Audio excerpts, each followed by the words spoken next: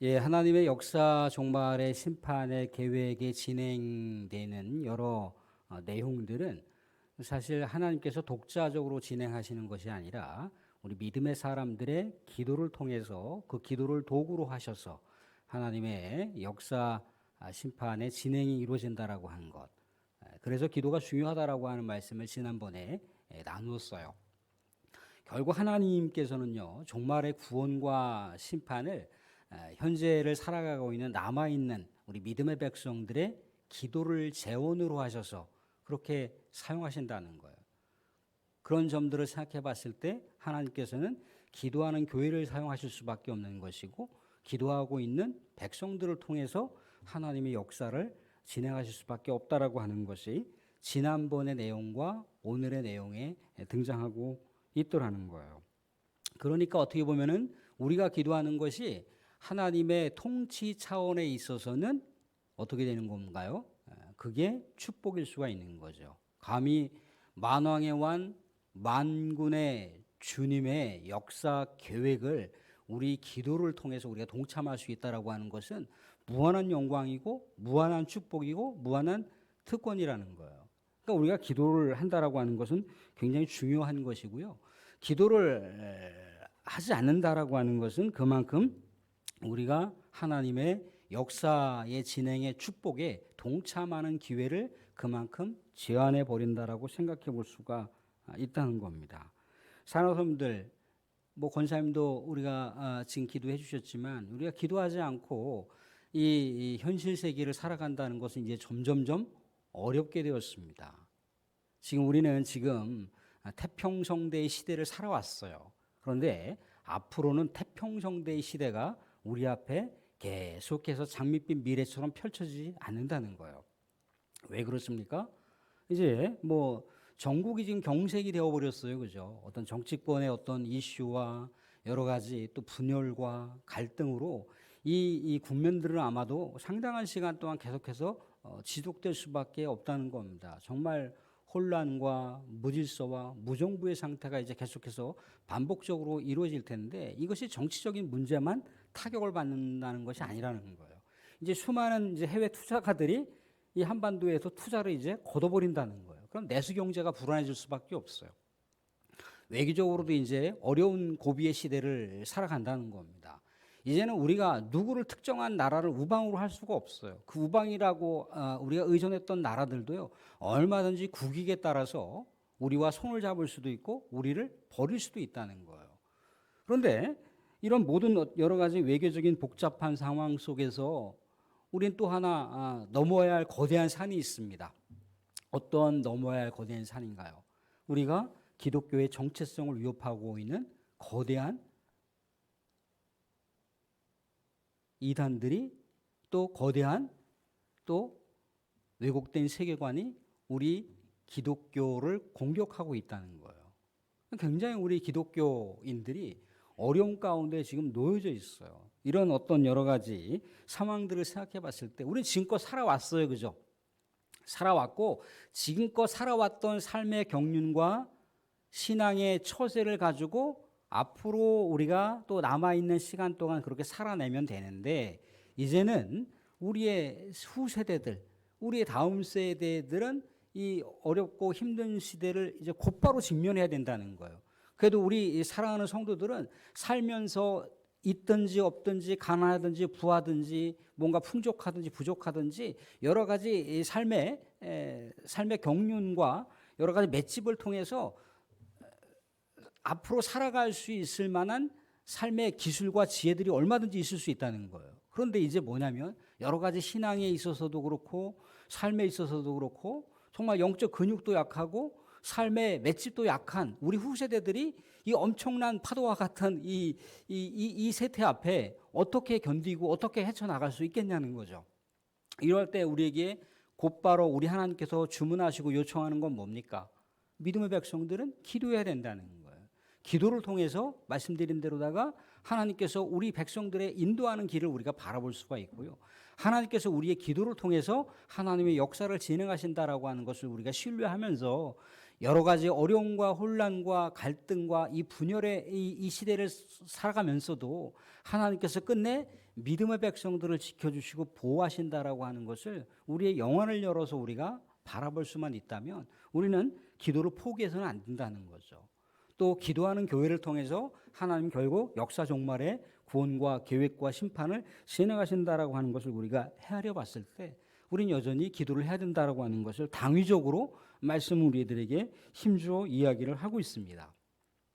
말씀드렸듯이 하나님의 구원과 심판은 우리 믿음의 백성들의 기도를 하나님께서 재원으로 해서 사용하신다는 것인데 오늘 보시게 되면 요한계시록에 이제 심판의 두 번째 시리즈가 등장을 하고 있습니다. 두 번째 시리즈가 뭔가요?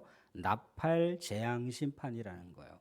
구약 성경에서 나팔은 믿음의 백성들의 모임을 강조할 때 나팔을 불기도 하고 전쟁의 상황 가운데 출정을 해야 된다라고 하는 일종의 선포의 나팔을 불 때 사용하는 나팔입니다. 결국 이 나팔이라고 하는 건 뭐냐면 하나님의 징계와 심판이 이 땅 가운데 도래하고 있다라고 하는 것을 알리는 일종의 사인입니다. 그런데 7가지의 심판 중에 오늘 우리가 4가지를 살펴보게 되는데 자세히 살펴보지는 않겠습니다.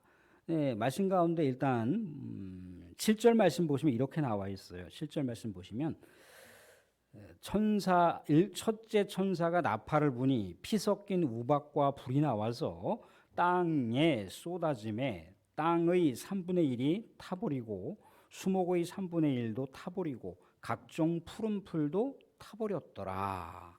그리고 저쪽에 어디를 보시느냐면 10절 말씀 보시면 이렇게 나와 있습니다. 셋째 천사가 나팔을 부니 횃불같이 타는 큰 별이 하늘에서 떨어져 강들의 3분의 1과 여러 물샘에 떨어지니 이 별 이름은 쓴쑥이라 물의 3분의 1이 쓴쑥이 되매 그 물이 쓴물이 되므로 많은 사람이 죽더라.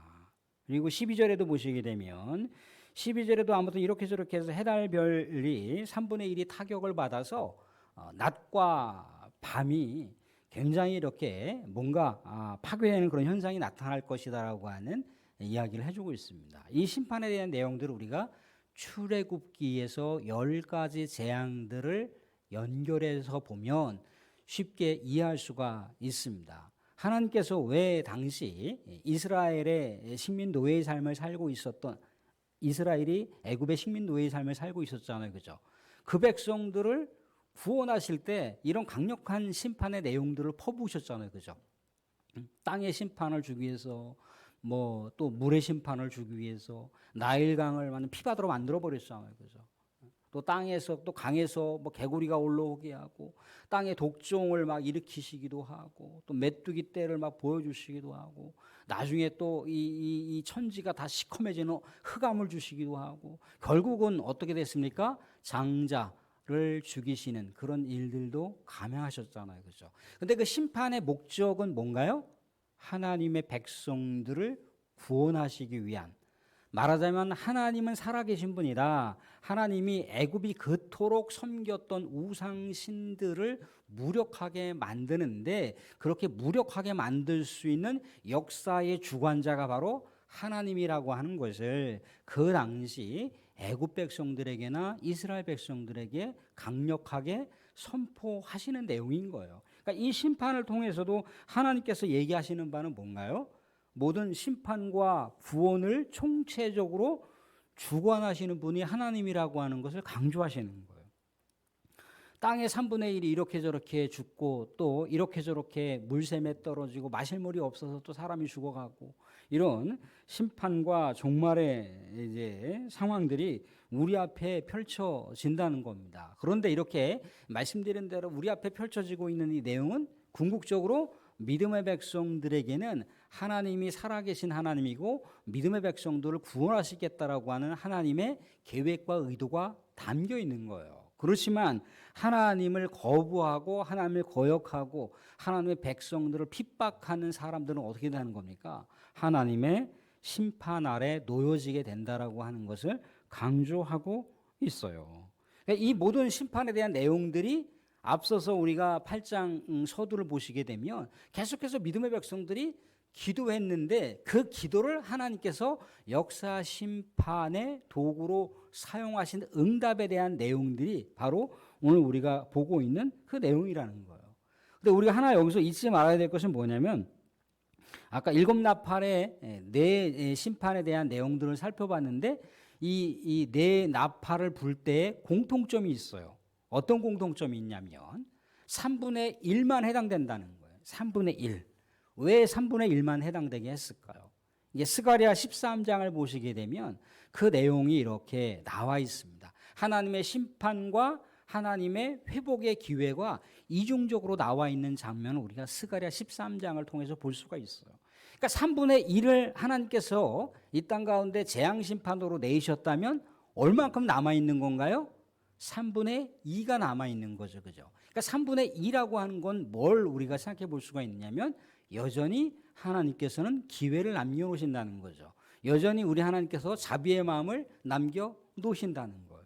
그래서 우리가 베드로후서 오늘 새벽에도 나눴지만 베드로후서 3장 8절 9절 가보시면 천년이 하루같이 하루가 천년같이 그런 내용을 볼 수가 있어요. 이 얘기가 무슨 얘기냐면 그 당시에 예수 그리스도께서 이 땅 가운데 속히 다시 오시지 않으니까 많은 사람들이 의심을 했다 이겁니다. 많은 사람들이 뭔가 예수 그리스도가 재림을 하시지 않는 걸로 봐서는 예수님이 가짜 메시아가 아니야? 라고 그렇게 의심을 하고 불신을 하는 상황이 생기더라는 거예요. 예수가 재림하지 않는 거로 봐서는 야 그거 가짜인 것 같아. 무슨 재림이 무슨 야 하나님의 지옥이 어디 있고 하나님의 천국이 어디 있어 말 같지도 않은 얘기 하지 마. 이렇게 얘기를 하더라는 거예요. 시간이 이렇게 흘렀는데 왜 예수님이 재림 안 하신대? 그러니까 사도 베드로가 해주는 이야기가 뭐예요? 너네들이 생각하고 있는 그 시간표하고 하나님이 바라보는 시간의 개념은 다르다는 거예요.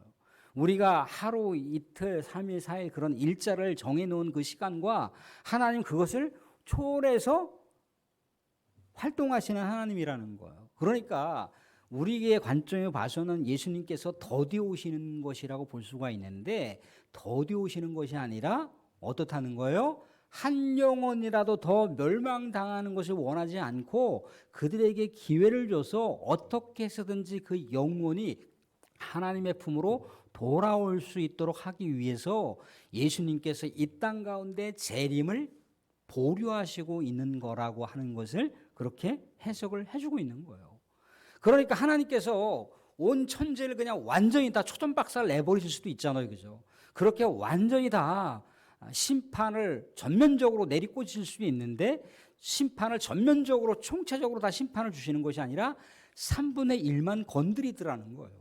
3분의 1만 건드리는 이유가 뭐라고 했습니까? 아까 하나님은 살아계신 하나님이라고 하는 것.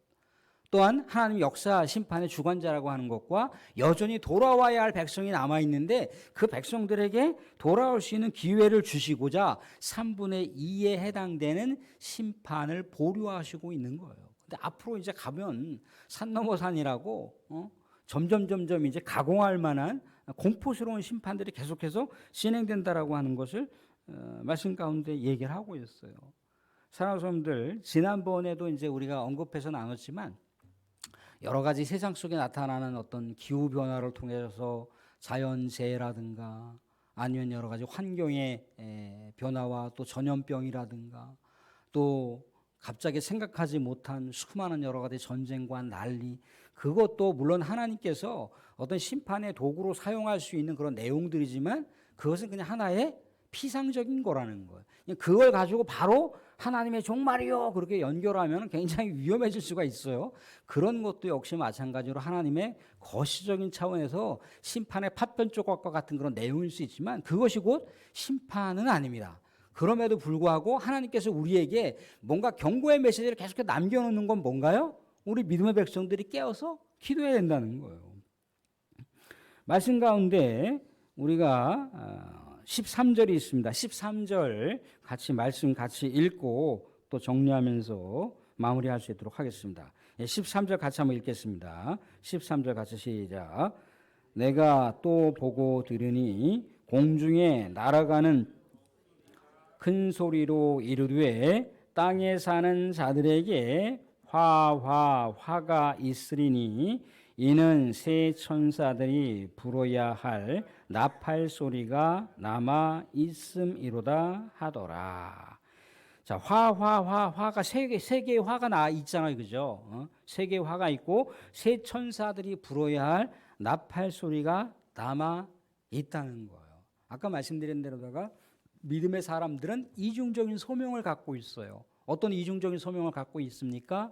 하나님 정말 이렇게 무질서하고 혼탁하고 정말 태폐향락주의적이고 하나님의 창조 그 질서의 말씀을 다 완전히 파괴해버리는 그런 거침없는 이 공격적인 이 세속 가치와 이 세계관 속에서 우리 믿음의 백성들이 살아가야 된다는 거예요. 수많은 안티기독교인들이 믿음의 백성들을 공격하는 시대를 우리가 살아가고 있어요. 또 수많은 전쟁과 난리 속에 정말 하나님 백성들이 무력해지는 그런 상황이 되어버렸다는 겁니다. 사랑하는 중국을 보세요. 더 이상 복음이 증거될 수 있습니까? 저 북한을 보세요. 더 이상 복음이 증거될 수 있습니까? 저 뭐 그런 상황이 아니라 할지라도 저 일본을 보세요. 거기 어떻게 복음이나 제대로 들어갈 수가 있는 상황입니까? 지금 우리 이 한반도 주변 자체가 그렇다는 거예요. 그렇게 마치 사방이 우겨쌈을 당하고 있는 뭐 정말 기름 한 방울 나지 않은 이 한반도의 이 대한민국에서 우리가 살아가고 있어요. 그죠? 정말 정말 어려운 난세 시대를 우리가 살아가고 있단 말입니다. 이런 상황 속에서도 여전히 우리 믿음의 백성들이 기도해야 된다라고 하는 것은 아까 말씀드린 대로 하나님이 심판을 보류하고 있는 건 뭐라고 했다고요?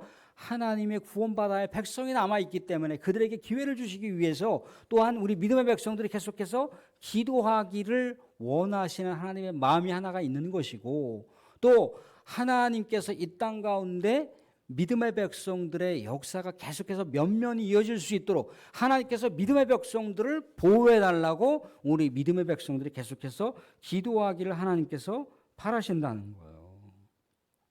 이게 우리 믿음의 백성들이 살아가는 삶의 소명이라는 겁니다.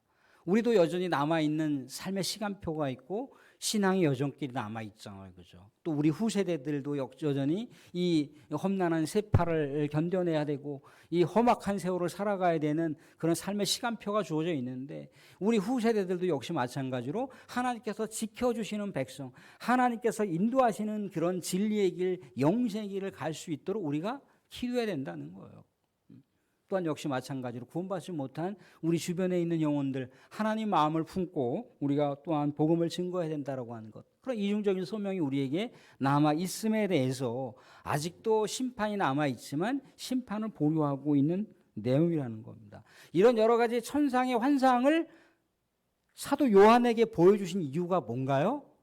이 땅 가운데 남아서 믿음의 백성으로 그 정체성을 유지하면서 살아가는 백성들은 여전히 하늘의 세계가 우리 가운데 보장되어 있지만 이 땅 가운데 남아있는 시간표를 어떻게 의미 있게 하나님의 뜻을 성취시켜 갈 수 있는 백성으로 살아갈 수 있을지에 대한 메시지를 남겨놓기 위해서 이렇게 하나님께서 주시는 이 환상의 메시지를 요한계시록에다 담아놓고 있는 거예요.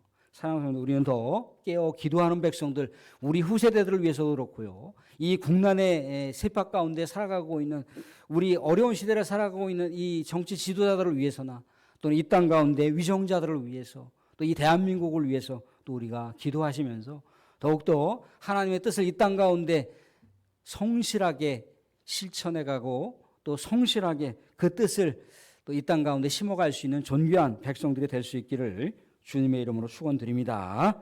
아멘.